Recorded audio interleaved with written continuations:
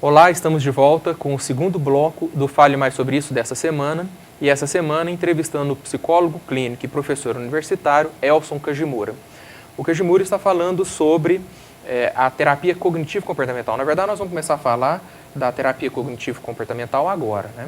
Kajimura, nós vimos no primeiro bloco que a psicologia ela pode se desdobrar, né, e ser plural em várias psicologias, inclusive psicologias clínicas, com abordagens diferenciadas. Me fale mais sobre a terapia cognitivo-comportamental. A terapia cognitivo-comportamental, o nome que se ganhou no Brasil, na verdade o nome original é terapia cognitiva, surgiu nos Estados Unidos na década de 60 do século passado, a partir dos trabalhos de um pesquisador e na época psicanalista, Aaron Beck. O Aaron Beck ele percebeu nos pacientes deprimidos, que normalmente estavam hospitalizados, que eles tinham um transtorno no pensamento.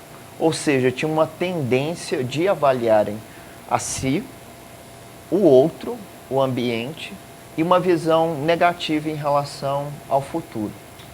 E dois aspectos foram fundamentais. Eles sofriam de uma grande desesperança e uma visão extremamente pessimista e negativista em relação a eles, os outros e a visão que eles tinham em relação à vida, a perspectiva em relação ao futuro.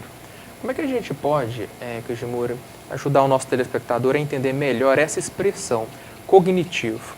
Quando a gente fala em cognição, né, uma terapia cognitiva, assim, em linhas gerais nós estamos falando basicamente sobre o quê?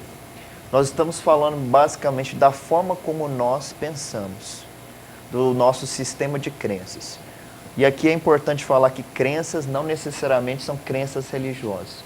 Mas a maneira da gente interpretar, da gente avaliar, da gente entender, da gente compreender a nós, as outras pessoas e o mundo que nos cerca. Ou seja, a nossa forma de enxergar a realidade. E isso vai ser determinante na forma como a gente sente as emoções, os estados de humor e principalmente a manifestação do nosso comportamento vai ser a partir dessa interpretação de situações, de experiências de vida, de relacionamentos interpessoais. Então, você está me dizendo que a partir da maneira como a pessoa pensa, né, as crenças que ela possui, e não somente em relação à religião, mas também, né, em relação à religião, ao mundo político, a todas as relações possíveis do ser humano, influenciam diretamente a maneira como ela se comporta. Exatamente. Nós costumamos a falar que não é exatamente um evento em si que determina a forma como a gente vai se comportar. Mas é justamente a nossa interpretação, o nosso entendimento, a nossa avaliação de um determinado evento. Falando assim, rapidamente, a gente pode pensar num exemplo da mordida de um cachorro. Não é o fato da pessoa ter sido mordida por um cachorro, que é um evento, é uma situação que ela vivenciou, que necessariamente ela vai desenvolver o medo de um cachorro.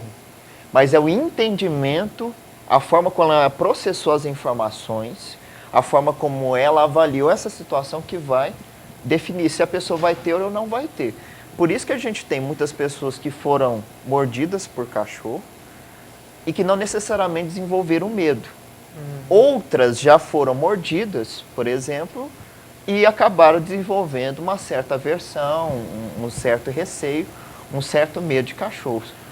Outras pessoas, né, tiveram uma reação diferenciada. Reação diferenciada, ou seja, foi todo um entendimento, né, dessa situação para que ela tivesse esse comportamento diante de um estímulo que, no caso desse exemplo, é um cachorro. E a partir disso, Kajimura, explique para o nosso telespectador, porque o Fale Mais Sobre Isso tem esse perfil e esse propósito, ajudar a todos que nos assistem a entender como que os profissionais da saúde, especialmente saúde mental, podem agir. Qual que é o objetivo principal da terapia cognitivo-comportamental? Se não der tempo da gente falar tudo nesse bloco, no terceiro bloco a gente volta com mais informações. Sim, o objetivo final da terapia cognitiva é justamente a reestruturação cognitiva. Ou seja, a mudança em relação à forma como ela pensa sobre a vida dela. O que eu quero dizer com isso? Uma pessoa que está tendo problemas em relação à interação social, os chamados tímidos, essas pessoas, elas acreditam que ao se aproximarem de outra, né, uma pessoa que lhe interessa, ela vai poder ser criticada e rejeitada. Então, é um pensamento em relação a ela se ver inadequada diante das outras pessoas. Então, essa crença de inadequação e avaliando que o outro vai rejeitá-la ou criticá-la, faz com que ela não se aproxime. Ou seja, ela passa a sofrer. Por quê? Ela quer gerar intimidade, ela quer encontrar um namorado, ela quer constituir relações de amizade. Isso também pode atrapalhar ela do ponto de vista acadêmico, numa faculdade, ou do ponto de vista educacional E a na terapia escola, entra... nesse sentido, de auxiliar ela a mudar essa maneira de interpretar essa situação e entender essas situações de uma maneira mais realista. Sim. A partir de quê? Mostrando a ela evidências e o que a gente chama de teste de realidade, que são técnicas dentro da terapia cognitiva. Legal. No outro bloco, no terceiro bloco, Jimura, eu quero que você apresente mais exemplos de quando a terapia é indicada, especialmente a TCC. Voltamos no próximo bloco falando mais sobre isso.